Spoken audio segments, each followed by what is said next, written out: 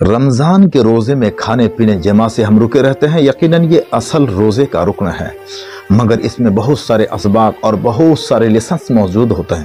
کیا بھوکے رہ کر، پیاسے رہ کر کے ہم کو کتنا سبق ملتا ہے اگر ہم واقعتاً اللہ کی رضا کے لیے ہم کھانا پینا اور جمع کو چھوڑ دیا ہے، تو اس میں بہت سارے اسباق ہمارے لیے موجود ہیں۔